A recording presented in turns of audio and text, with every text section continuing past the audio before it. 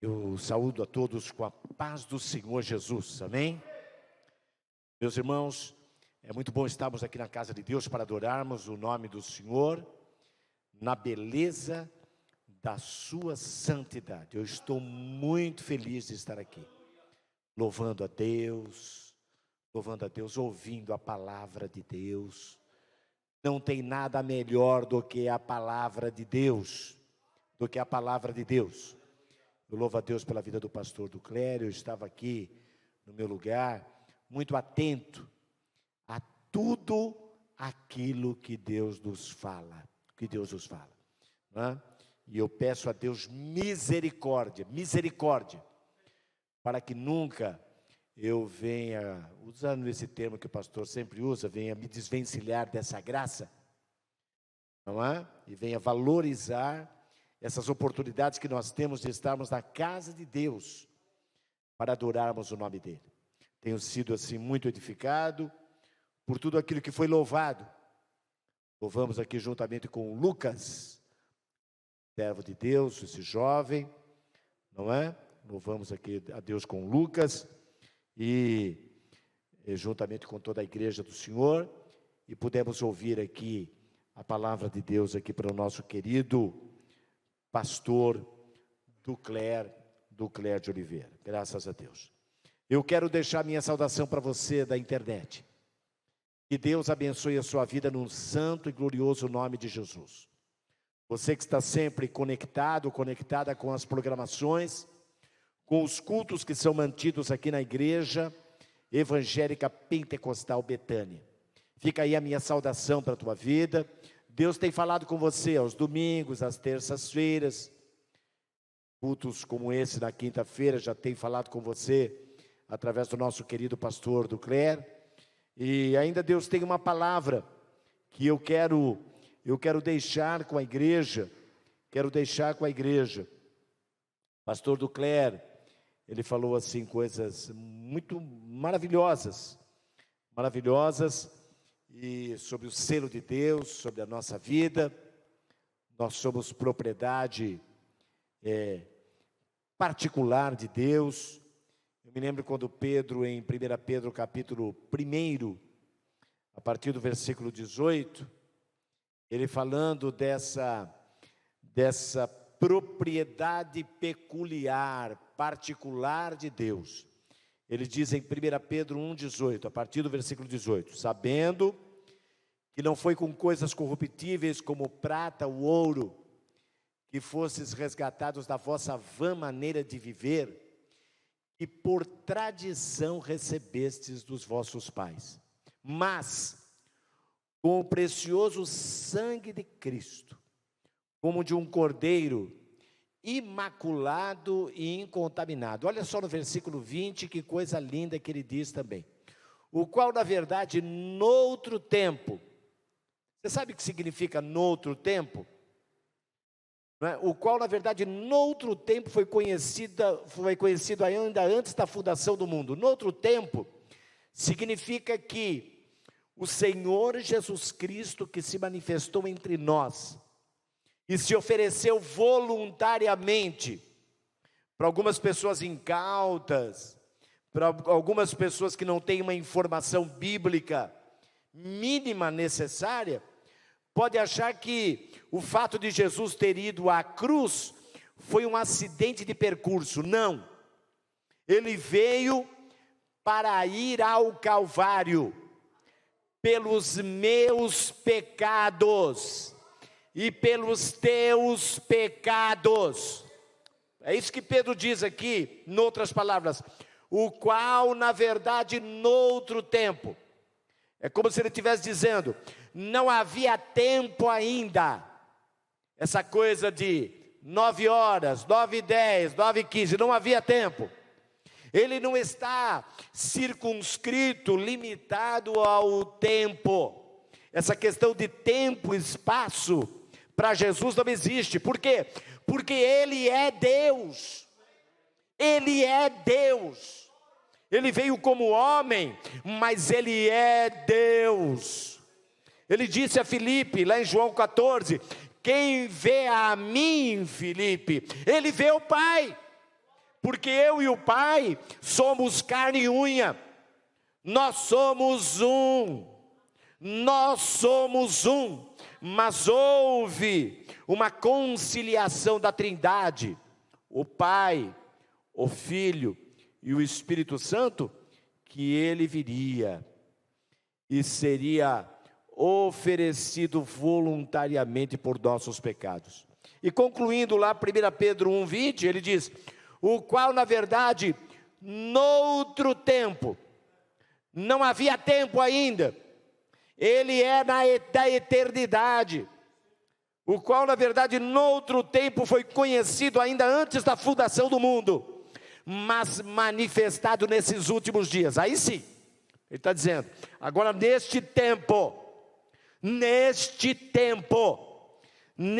últimos dias, neste tempo nosso, ele veio e se manifestou por amor de nós, pelos nossos pecados.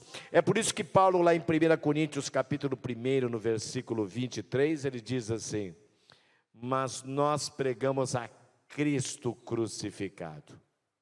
Nós pregamos a Cristo crucificado, que é escândalo para os judeus, e é loucura para os gregos, mas para nós que somos salvos, não. Eu me lembro quando eu aceitei Jesus, tinha amigos meus que me viram sair do mundo do pecado, gente boa, mas gente que não tinha o discernimento. Não é que nós somos melhor do que ninguém, ninguém é melhor do que ninguém. Eu sei que você aí na internet, você tem essa informação, mas nunca é demais a gente, ou mesmo aqui na casa de Deus, não é? Ninguém se acha melhor do que ninguém. É que nós aceitamos o pacto da fé, nós aceitamos o Senhor Jesus. E quando alguns amigos meus da época lá me viram sair do mundo, eu falei para alguns deles, eu falei, eu tinha um amigo meu, o Fábio, que hoje já é até falecido, não é? Eu falei, Fábio, não vai demorar, você vai me ver, eu vou estar com uma Bíblia embaixo do braço, eu vou para a igreja, porque eu estava muito mal, Deus estava me chamando, eu tinha sido criado numa igreja, eu ouvi o Evangelho, esse Evangelho que nós ouvimos hoje, esse Evangelho que não há valores monetários do mundo, no Brasil e nem no mundo, que possa se comparar ao Evangelho. Eu falei, uma hora dessa você vai me ver, eu vou sair, eu vou para a igreja, eu vou receber Jesus como meu Salvador. Eu me lembro, tinha o meu tio Antônio, pastor na Assembleia de Deus, e vira e mexe, ele tinha cultos domésticos da casa dele, e eu ia lá no culto, e eu era garotinho, eu ficava lá no canto, de vez em quando ele falava, Djalma, que hino que você quer cantar? Que hino que você quer que a gente canta? Aí eu sempre pedia aquele, não sei se o senhor conhece, pastor, só o sangue pode libertar, e também nos salvar, pelo sangue vamos nós alcançar a morada de Jesus. E aquela semente estava no meu coração, a semente do Evangelho estava no meu coração, essa semente que é apregoada nessa igreja, essa semente que é propagada também via internet, essa semente que tem sido pregada, não é? Há centenas de anos, há milhares de anos, ou há centenas, não é? Há pelo menos aí 2 milhares de anos, tem sido pregada a semente do Evangelho, e tem alcançado milhares, milhões de pessoas, tem adentrado nas fileiras da igreja militante, e nós fazemos parte dessas fileiras. E Paulo lá então em 1 Coríntios 1:23 ele diz, mas nós pregamos a Cristo crucificado, que é escândalo para os judeus, não é? Porque a Bíblia diz que maldito é todo aquele que for pendurado no madeiro, na cruz, e Jesus, ele se fez maldição por mim. Já pensou? O Filho de Deus, o próprio Deus, o Criador de todas as coisas, ele criou todas as coisas, ele criou todas as coisas. Criou o mar, criou o céu, criou a terra, criou os homens. Ele era um, e é um com Deus. Mas ele se humanizou para ser o Cordeiro perfeito que tira o pecado do mundo, como muito bem foi expresso pelo profeta Isaías no capítulo 53, o qual também foi discernido por João Batista, o seu primo, um profeta de Deus, lá em João capítulo 1, versículo 29, quando ele olhou para Jesus, ele disse: eis o Cordeiro de Deus que tira o pecado do mundo. Então Paulo diz: mas nós pregamos a Cristo crucificado, que é escândalo para os judeus e loucura para os gregos, mas para nós que somos salvos, tanto judeus como gregos, pregamos a Cristo, poder de Deus e sabedoria de Deus. Glórias ao nome do Senhor. Nesses 5 minutos finais aqui, eu quero deixar uma palavra para você, para todos nós aqui, para você que está na internet. João capítulo 10, a partir do versículo 9 até o versículo 11. Eu quero deixar esse texto com você e levantarmos aqui rapidamente 3 brevíssimas reflexões, rápidas, bem rápidas, para deixar com você, associada a tudo isso que de muito positivo já nos foi comunicado da parte de Deus. Jesus, ele diz no versículo 9 do Evangelho de João: eu sou a porta. Eu gosto dessa expressão. Do ponto de vista social, do ponto de vista democrático, do ponto de vista dos direitos humanos, nós respeitamos todos os segmentos religiosos. Do ponto de vista social, respeitamos. Eu aprendi a respeitar, não é? As instituições religiosas, nós respeitamos. Esse discurso é muito belo e é importante que no cotidiano da vida nós estejamos flexibilizados, adaptados a isso. Entretanto, do ponto de vista da doutrina bíblica,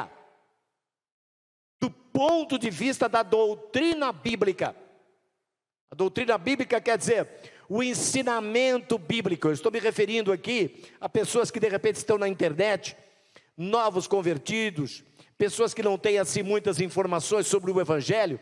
Do ponto de vista da doutrina bíblica, das orientações bíblicas, Jesus de forma incisiva, de forma contundente, não é?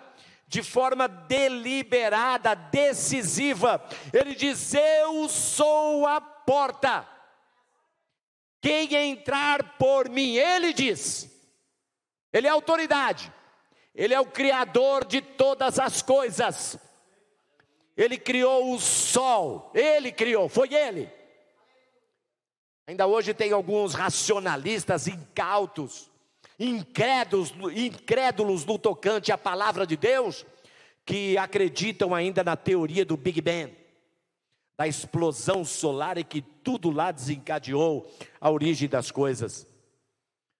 Mas hoje em dia há cientistas cristãos que eles já defendem a teoria do design inteligente. Talvez alguns de nós aqui já ouvimos. Eles entendem que por trás de toda essa criação há um ser inteligente. E esse ser inteligente, do ponto de vista bíblico, nós sabemos que é Deus, que é Jesus, Ele que criou todas as coisas, e Ele que criou todas as coisas, e que se humanizou, que se materializou, que foi até as vias de fato, no patíbulo, na cruz do Calvário, pelos nossos pecados. Ele disse: eu sou a porta, quem entrar por mim salvar-se-á.